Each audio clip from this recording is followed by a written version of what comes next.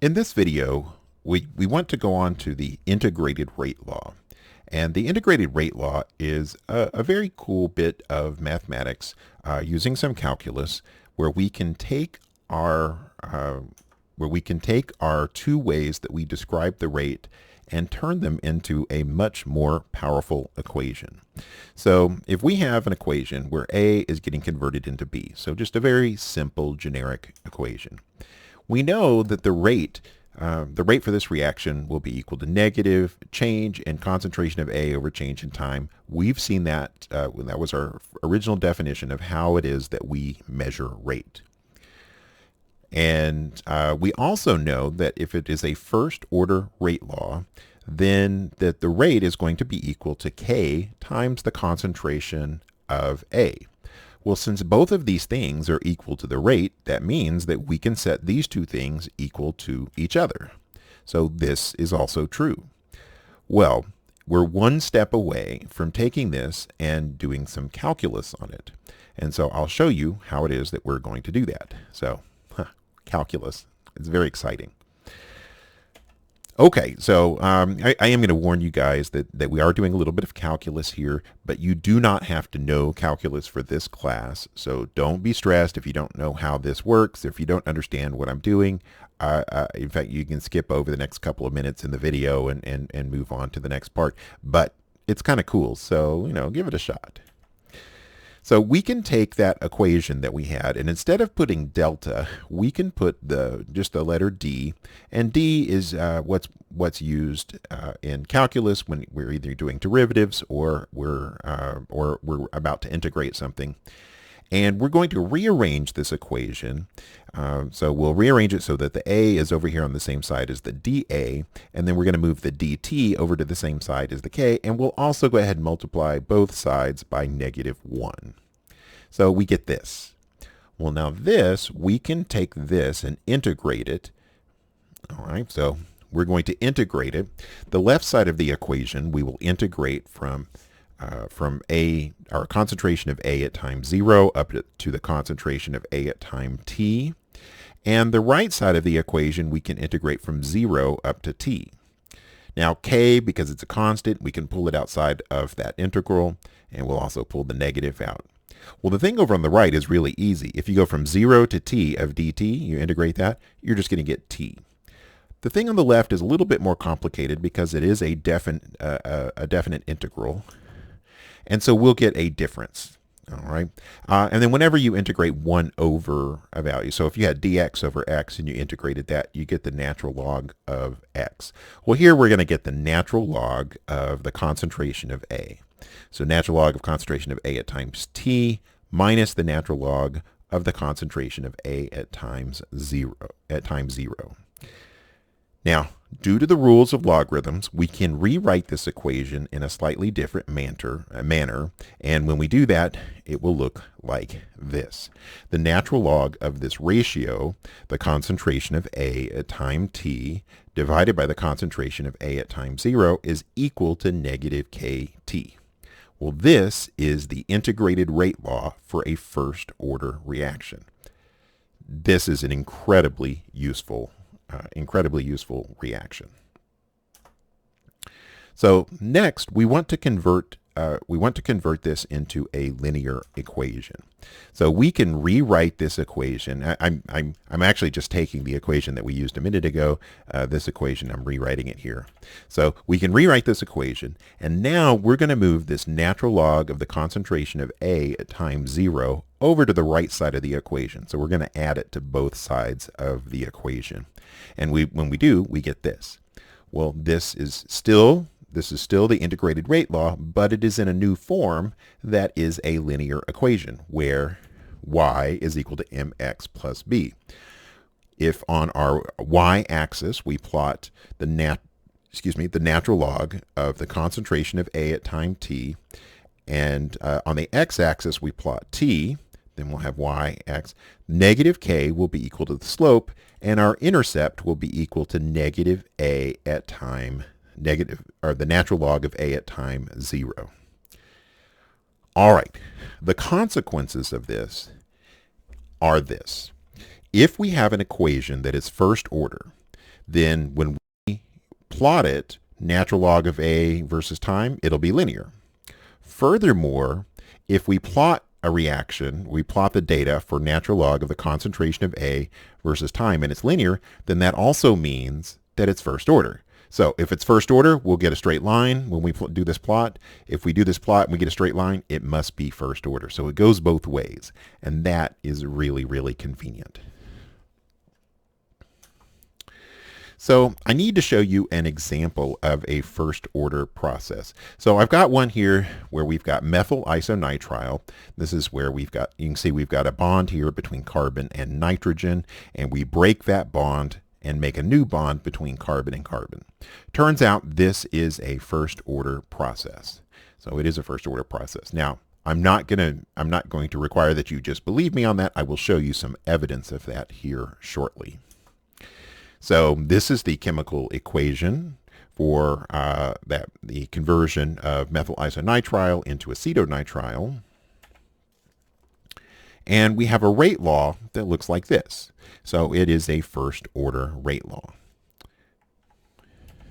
Okay, we want to figure out how it is that we actually know that the reaction's first order in methyl isonitrile. So how do we know that it's first order with respect to methyl isonitrile? Well, I have to show you proof for you to believe that. So that's what I'm going to do. Okay, so here is some data. All right, so if we measure the concentration, and here actually we're not using concentration, we're using partial pressure.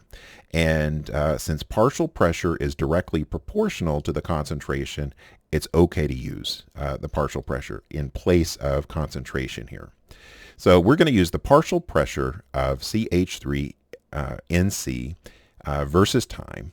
And when we plot that, we do not get a straight line. Now, if we had gotten a straight line, what that would tell us is that the reaction was zero order with respect to CH3NC. And that does happen sometimes. There are occasions where we will get a straight line when we do this kind of plot. But this shows that it is not a zero order. It is not a zero order reaction. Next, if we take that data and do the natural log of our partial pressure versus time, we do get a straight line. All right, so we do get a straight line. So natural log of the partial pressure versus time, we get a straight line. That is proof that this reaction is first order with respect to methyl isonitrile. So that is proof that it is first order. Now, here is a cool bonus when we do this. That when we plot this, the natural log of concentration or partial pressure, in fact, it doesn't even matter what units we use for the partial pressure, it still works. The slope of the line is equal to negative k, or the negative of the slope is equal to k. So out of this, if we were to get the slope of this, we could determine the value of our rate constant is 5.1 times 10 to the negative 5 seconds to the minus 1. So that's really cool. I really love it that when you do the natural log, it doesn't matter what the original units were. Your slope will still be negative k. I think that's really cool. Okay, so this is proof that this was a first order reaction. So now we want to look at a second order integrated rate law.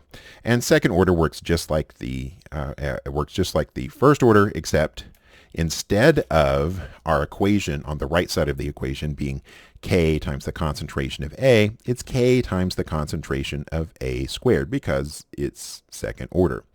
Now, I'm going to spare you the details of doing all the integrals. If you are ever interested in that, I'd be glad to show you. Just stop by my office hour. I will show it to you. But for now, I will say I'm going to assume that we did the math here. So we use a little bit of calculus. We rearrange it. We integrate it. We do the hokey pokey, all that stuff. And when we do, we'll get this. And so this is the form of the second order integrated rate law.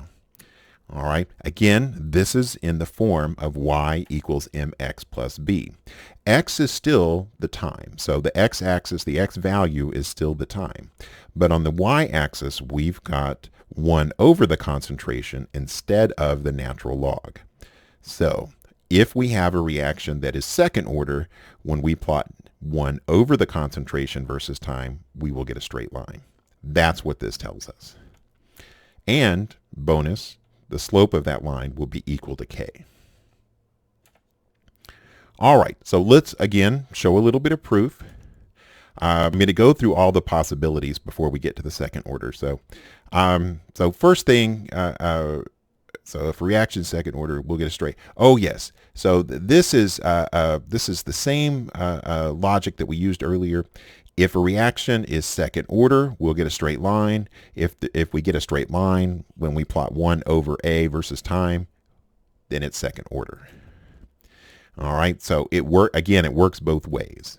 So again, if it's second order, you'll get a straight line when you plot 1 over the concentration versus time. And if you plot 1 over the concentration versus time when you get a straight line, it must be second order. Okay, so we need proof. Again, you should never just take my word for it. We need some proof.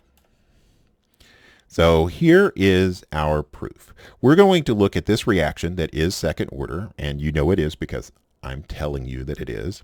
But we're going to look at this reaction, the second order. It's the decomposition of nitrogen dioxide. And you'll see that we get, it decomposes into nitrogen or nitric oxide plus oxygen gas.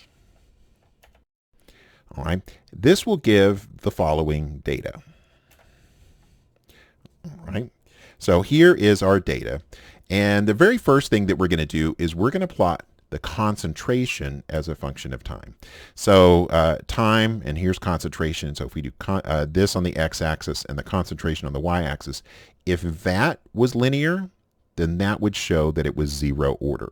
Because this is clearly a curved line, not a straight line, that proves to us that this is not a second order reaction, or not a 0 order reaction.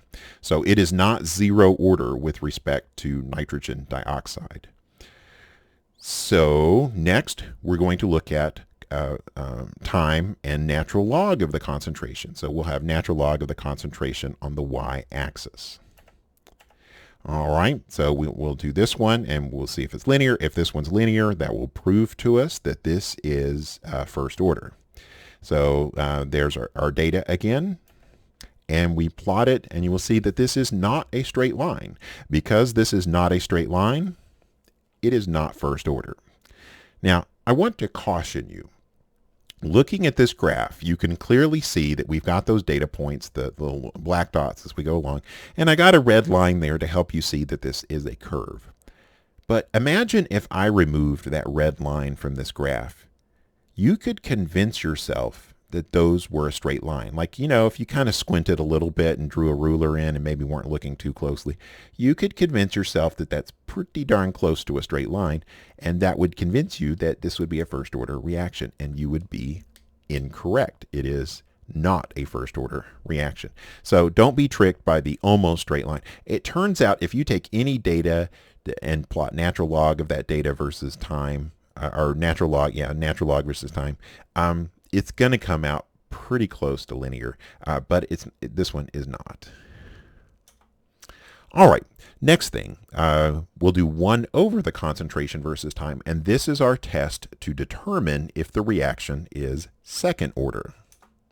So, again, we'll plot 1 over the concentration versus time and see if it's linear. So here is our time, and there is 1 over the concentration, and we'll plot that data on a graph. And you can see by this graph, well, first, one interesting thing about this graph is that the data slopes the other direction. So we have a positive slope instead of a negative slope. And you may recall from the equation we saw a little bit earlier that k is equal to the slope, not the negative of the slope. So, here, that slope is equal to the rate constant k. All right, well, this is proof that this is a second order reaction with respect to nitrogen dioxide. So that's how we can do this. So we're going to look at number 35, and 35 is a fairly short problem. It's pretty easy to do. All right, so number 35 is pretty easy to do. And so here it's asking, what is the order of the reaction below with respect to A for each of the following graphs? So we just need to determine based on what is on the y-axis, is it first order, second order, zero order, whatever.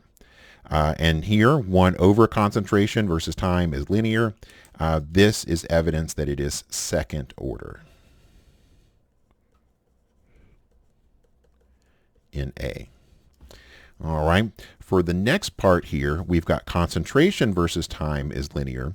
And since concentration versus time is linear, that means the rate doesn't slow down as the reaction goes on. That's a little bit unusual.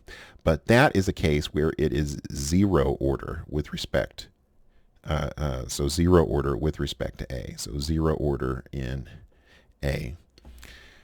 And then finally, on this last one down here, we've got natural log of our concentration versus time. And natural log, whenever that is plotted and it is linear, that tells us it is first order in A. Okay, so now that we've got that, we want to go to the next part of this.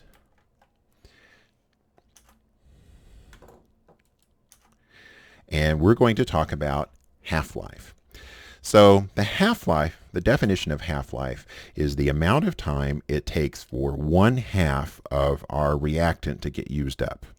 So if we look at the reaction, again, we've got the methyl isonitrile. Since we have that data, we're going to use it. If we look up here, we've got partial pressure at time 0 is 150 torr. And we want to go to half of that original amount.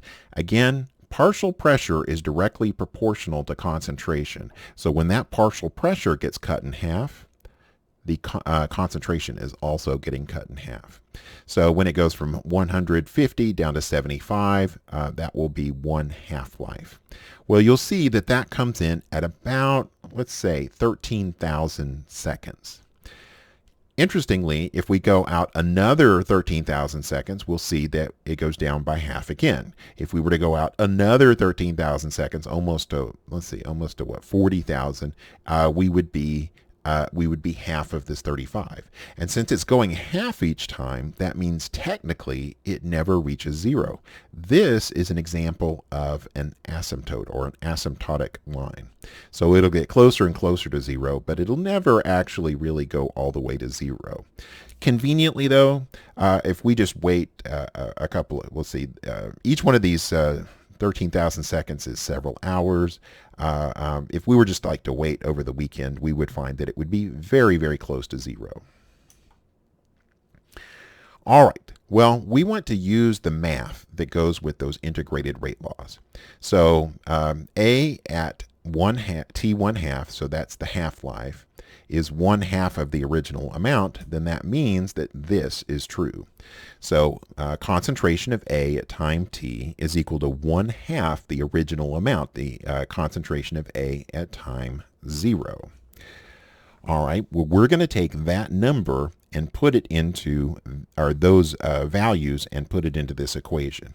So in place of A at time t, we're going to put 1/2 concentration of A at time 0. In place of t, we're going to put T1/2, indicating the half-life. All right, so when we put that into the equation, so here is our integrated rate law. When we put that into the equation, we get this. So 1/2, natural log of 1/2 A, concentration of A at time 0 over concentration of A at time 0 is equal to negative K T1/2. And that T1/2, again, is the half-life. Well, you can see that the concentration of A at time 0 will cancel out. So we're going to get this. Natural log of 1/2 is equal to negative K T1/2. Now there's one other little trick that we can do, which is if we multiply both sides by -1. Well, negative of 1 over x, or negative of the natural log of 1 over x is equal to the natural log of x. So negative of natural log of 1/2 is equal to natural log of 2. So we can simplify the equation a little bit more. And that is our equation for the half-life. If we want to solve it for t1/2, we just divide both sides by k. And we're going to do that here in just a few minutes. Okay, for a second order equation, the math is pretty similar in that we replace the t1/2. We replace the concentration of A at time t with 1/2 concentration of A at time 0. And so we get this. Well, this 1/2 in the denominator, we can flip that up and make it a 2 up there in the numerator. And then we're going to subtract 1 over concentration of A at time 0 from both sides of the equation, and we get this. Well, 2 over A at time 0 minus 1 over A at time 0 is equal to 1 over A at time 0.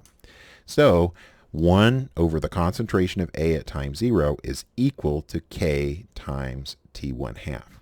Now, one of the implications of this particular thing, if we move K over to the other side of the equation, t1/2 is equal to 1 over K times concentration of A at time 0, is the half-life depends on the concentration. So the half-life depends on the concentration. So now we are going to look at problem number 38. All right, well, here is number 38. So 14.38. Get that calculator in there because we're definitely going to need that calculator. The equations that we're going to be using, we'll be using the half-life equation and, we'll be using the equation for the integrated rate law. So I'm going to go ahead and write that integrated rate law up here at the top. So the natural log of the concentration of N2O5 at time t over concentration of N2O5 at time 0 is equal to negative KT. And that T1/2 is equal to the natural log of 2 over K. All right, with those two equations, we can do all the stuff that we need to do here. So first things first, what we want to do is we want to look at what it is that we're looking for. So here, we've got this first order rate constant is given here, and then there is the chemical reaction, and it tells us how many moles that we start with and also what the volume is. So the first thing that we want to do is we want to calculate the concentration at time 0. Well, the concentration of N2O5 at time 0 is equal to 0.0250 moles over 2.00 liters. And that gives us 0.0125 molar. So that is our original concentration. That's our original concentration of N2O5 at time 0. We want to know what is going to be the amount that remains, how many moles will remain after 2.5 minutes. Well, to do that, we're going to need to solve. We'll need to solve for the concentration of N2O5 at time 0. So now that we've got that, let's go ahead and put the values into our equation. So natural log of concentration of N2O5 at time t over concentration of N2O5 at time 0, which is 0.0125 molar, is equal to negative 6.82 times 10 to the negative 3 seconds to the minus 1. And the seconds just mean seconds to the minus 1. Of course, that just means per second. So what we want to do now is we want to multiply that by the time, because here is the time. And our time here comes out to, let's see, it's 2.5 minutes. All right, well, 2.5 minutes, that's 60 seconds per 1 minute. And we want to do that so that our seconds cancel out. So whatever the units are for our rate constant, we're going to end up using the same units for the time. All right, and so now let's multiply that quantity out. So we'll do negative 6.82 second EE negative 3 times 2.5 times 60. And that gives us negative 1.023. All right, so that's equal to negative negative 1.023. Well, in order to solve for this thing that is inside of the logarithm, we need to take the anti-log or the inverse log. Since this is the natural log, that means that instead of 10 to the, we're going to do e. We're going to do the base of the natural log. So this part that's over on the left will become N2O5 at time t over 0.0125 molar is equal to e to the negative 1.023. Now I'm going to go ahead and cross multiply that so that we can get our value. We can get our value for the concentration. So our concentration of N2O5 at time t is equal to 0.0125 molar times e to the negative 1.023. All right, so we'll do the base of the natural log raised to that negative 0.0123 and multiply by 0.0125. So I'm going to do second, and then you'll see down here I've got the e to the x button there. And then I'm going to grab the answer from the previous part, which is the negative 1.023. And we'll get that. I'll go ahead and hit enter. And then we're going to multiply by 0.0125 molar. And that's going to give us a concentration of 4.49 times 10 to the negative 3 molar. Now, one additional step that we need to do, because it was asking for the number of moles, we need to multiply that 4.49 times 10 to the negative 3. So times 10 to the negative 3, I'm going to fix that 3. So times 10 to the negative 3, we need to multiply that by the number of liters, and the number of liters here was 2.00 liters. So negative 3. All right, that doesn't look any better, but you guys can just, you can deal with it, right?